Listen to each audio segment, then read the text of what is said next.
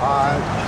First and foremost, first we're gonna face east. And first and foremost, I like to give all praises to YAHAWAH, YAHAWASHI, YAHAWASHI, YAHAWASHI. Double honors to the elder pastor GMS, who rule well. Salute you brothers that's pushing this word. And truth to the sin, strength, power, YAHAWASHI. And shalom to your brothers and sisters going and trust the spirit and power, YAHAWASHI. Shalom to you too, right? I'm out here to prophesy the downfall of this wicked, destructive kingdom known as Babylon the Great, Sodom and Gomorrah, Egypt, Rome, all those ancient empires bound up into one, controlled by Esau, Edom, the so-called white man, the devil that the Bible speaks of. And I'm out here to gather the elect with the strength of power, YAHAWASHI, by the word of YAHAWASHI, right? The elect of the nation of Israel will consist of the Negro, Latino, Native American. Those are the true biblical Hebrew Israelites according to the King James Bible, right? And I'm gonna start off in concerning the brother. I'll say this off top. Concerning the brother Yaquar that was out here with me, I can't speak on this situation right now. All I can say is his situation is different. That's all I can say. You know what I'm saying? I can't speak on this situation, but all I can say is his situation is different. That's all I can tell you, man. So, we're gonna start off. We're gonna start off in Luke, right? We're gonna start off in Luke. Yeah, we're gonna start off in Luke chapter 14, right? Now, let me see what I got here. Luke chapter 14. I'll start at 28. And this for you young brothers, man. See, when you first learn this truth, man, when you first hear this word, you're excited, right? When you find that you're an Israelite, you might see one brother out there teaching, you might see a group of brothers out there teaching, you might see a whole lot of brothers out there teaching in one big camp, you know? But when you hear this word, you got to understand, man, joining these camps and coming out here teaching, you got to understand what you're involved in. It's a serious, you know, situation. Even though you find out your true heritage, which you are an Israelite, but coming out here teaching, and I mean, yeah, putting your hand to the plow and coming out here teaching, that's a serious situation, man. It's real deal, man. You know, you got some people that's set up to teach, and you got some people that's not set up to teach. But if the spirit on you, and you're teaching any kind of way, if the spirit on you, you teaching any kind of way, all right, the spirit on you to teach, man.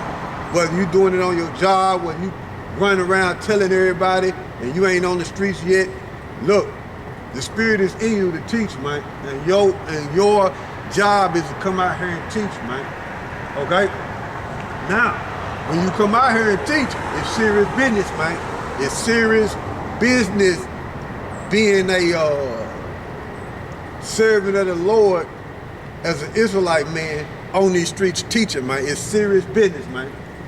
Okay? Now I'm gonna start off here in Luke chapter 14, verse 28. Right? It says, "For which of you intending to build a tower setteth not down first, and counteth the cost, whether he have sufficient to finish it." So look, man, coming in this truth, watching brothers teach, you gotta really meditate on, look, you putting your hand to the plow, are you really, really, truly fit to finish the course that the Heavenly Father and His Son finna set you on, man? Are you really, truly fit, man, to finish the course that the Heavenly Father and His Son finna set you on, man? Just like you build that tower, you gotta look at how much money and the layout and all that, you know, to finish building that tower. So you gotta examine the situation before you go to building, man. You gotta look at everything, man. Okay? And that's the same way with this truth. You putting your hand to the plow, man, you gotta consider everything, man. You got to consider everything, what you getting into, man, because it's the real deal, man. It's no joke, man. Some brothers catch a lot of hell, and some brothers catch hell and able to deal with it. But you got brothers, some brothers catch a straight hell as the next brother, same way, but brothers able to deal with the situation different. You know, they able to handle it differently, man. But they both catching the same sort of hell, man. You know, but you gonna catch hell in these truths, man. There's no doubt about it, man. You gonna catch it mentally and physically. You gonna catch it, man. Okay? This is Luke 14 and 28. For which of you intending to build a tower sitteth not down first and counteth the cost, whether he have sufficient to finish it? Verse 29. Least happily, after he had laid the foundation and is not able to finish it, all that behold it began to mock him. So, when you come into this truth, right, and you going hard, you bringing out scriptures, boom, boom, boom, you cutting people out video, boom, boom, you cutting people with the scriptures, you know what I'm saying? And before you know it, you ain't put up a video in 4 months, right? You ain't going out on the streets teaching no more. You doing just sit down. You know, you start fading away. The ways of the world start getting the best of you. Your mind start getting the best of you. Satan is always messing with you. Every corner you turn, okay? Then when brothers see that, we like, shh, he ain't count the cost, man. He ain't know what he was into, man. Or you could be around brothers in the camp and you could be bugging out and brothers be trying to tell you, you know what I'm saying? Hey, bro, do this. You might need to fast, you might need to pray, and you don't do it. Brothers say, shh, try to help me out of there. You know what I'm saying? Then they get to mocking you, you know? All right, this is Luke chapter 14, verse 28. For which of you intending to build a tower setteth not down first and counteth the cost, whether he have sufficient to finish it? Least happily, after he had laid the foundation, right, and is not able to finish it, all that behold it began to mock him. Brothers gonna make fun of you, man. You say, man, yeah, he came in fast, but he fell short. You know? Brothers gonna mock you, man. Because when brothers find out that it's serious business, they in fear, and they trying to tell you, look, bro, it's this, man. You gotta pray, you know what I'm saying? You gotta fast, you gotta do this, you gotta do this. But you thinking, I got it, and you fall out, you don't finish the course that the Heavenly Father set, Heavenly Father and the Son set for you, brothers gonna mock you. Then this verse 30, saying, this man began to build, was not able to finish.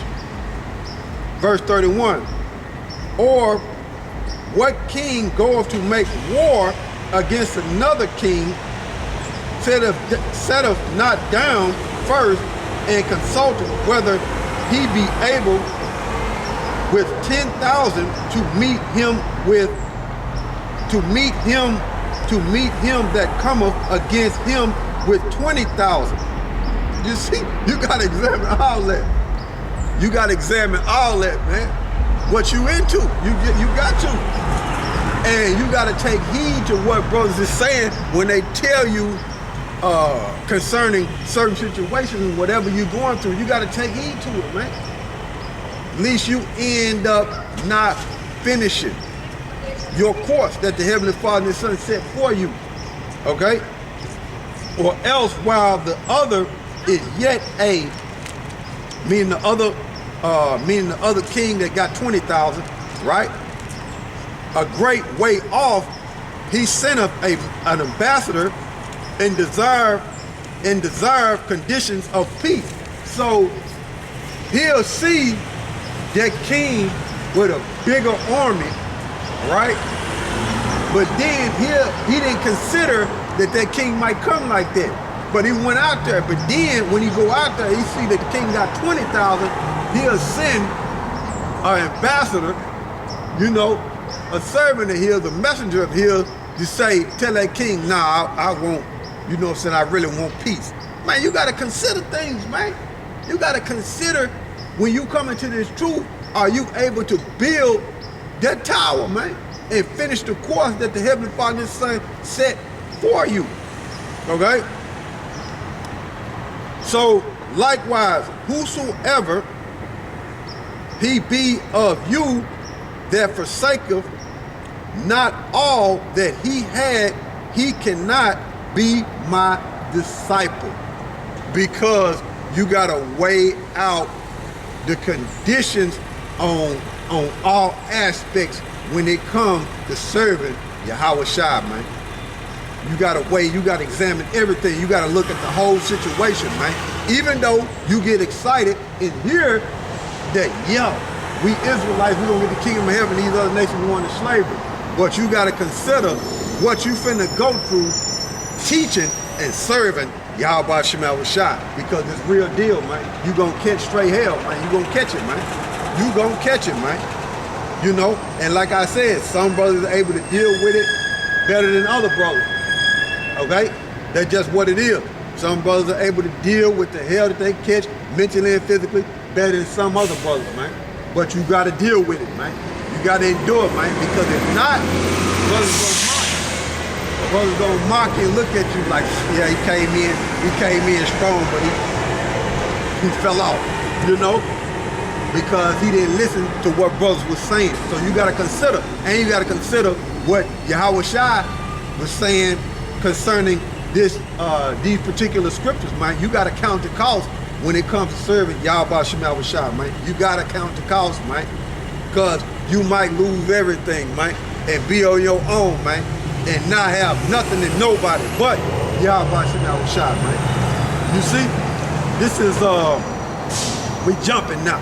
Let's get an example, okay? Yeah, you fear the Most High, you done came out here, you done put your hands to the plow. Now you doing the work, man. Okay, you around brothers, or you might be by yourself, you might be around 2 or 3 brothers, a big camp, a lot of brothers. But check this out though. Now, YAHAWASHI looking at you. And guess who else looking at you while YAHAWASHI looking at you? Satan. Most definitely.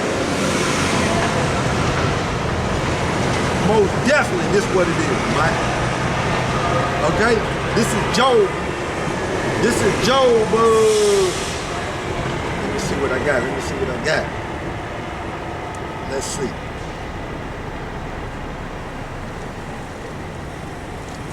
This is Job chapter 1. What? This is Job chapter 1, verse 8. Now check this out, man. Because when you come and serve the Heavenly Father and His Son, the Heavenly Father take that demonic spirit that you had off of you, and now you in this truth and you furnished with the statutes, laws, and commandments. But you're around brothers to guide you, man. You're around you're around brothers to guide you, and you got to take heed to what brothers are saying. If not, you can watch if you ain't got no brothers around, you can watch the video and get understanding.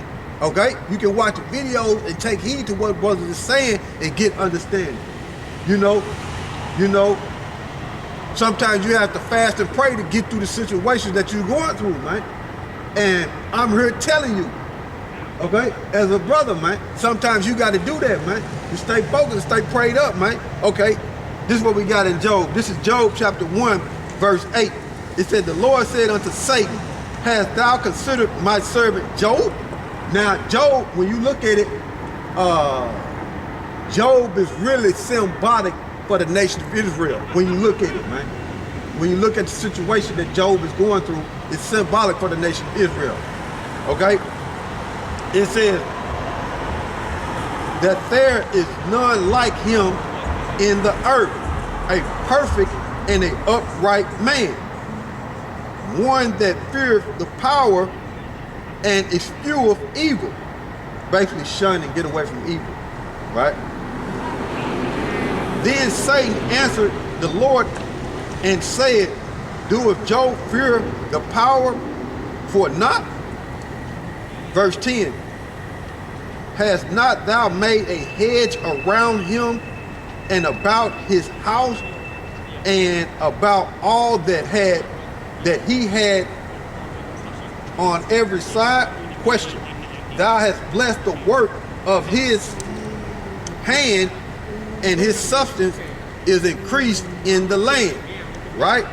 Verse 11, but put forth thy hand now and touch all that he had, and he will curse thee to thy face. So the Heavenly Father is Satan is talking, and they looking at Job, right? So that's how it is when you come into this truth and those spirits is taken off of you. The Heavenly Father and his Son is now, you know, talking to Satan and saying, look, they having counsel concerning you. The Heavenly Father and his Son and Satan is having counsel concerning you as an individual. But we know that Job is talking about the nation of Israel, but I'm talking about brothers that come into this truth. Now, the Heavenly Father and his Son is having counsel about you. Okay? It says, verse 11, put forth thy hand now and touch all that he had, and he will curse thee to thy face. Man, you might lose your job, you might lose your women, you might lose your children, you might lose your car, you might become homeless, you might become sick, you gotta be in the hospital. Just on all fronts. Everywhere you turn, it's a brick wall this way, it's a brick wall that way. You look up, it's a brick wall up. You look in the front, it's a brick wall. You look back, it's a brick wall. You catching hell everywhere, man. You losing everything. You see? Verse 12, the Lord said unto Satan, behold, all that he hath is in thy power. So, the Heavenly Father told Satan, he said, look, I'm going to take the hedge from Job, and all that he have is in your power. Now, then, he said, only upon himself put not forth thy hand. So Satan went forth from the presence of the Lord. So Satan couldn't actually kill him. But all the other power that was given to Satan to cause Job to catch a stroke, cause Job to catch a heart attack. I'm just giving you examples. Certain of them examples not in the scriptures, but Job did get diseases. He lost everything he had. His children died. You see? He lost a lot, man. But even though he lost all that, it was a test. It was a test, man. So you got to count the cost, man. It was a test, and it's all a test of faith to see if you're going to endure, man, until the end, man. So Job lost everything. But when you read the story of Job, he got it all back. So are you able truly to endure the path that's set before you? You got to count the cost, man. This is Ezekiel. This is Ezekiel.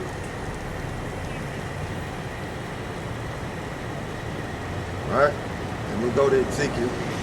This is Ezekiel. And while you out there teaching, and you catching hell mentally and physically, you teaching. But guess what? Guess what else you got to deal with? Guess what else comes with that when you serve the Lord? This is Ezekiel, right? Let's go to Ezekiel. See what we got here. Ezekiel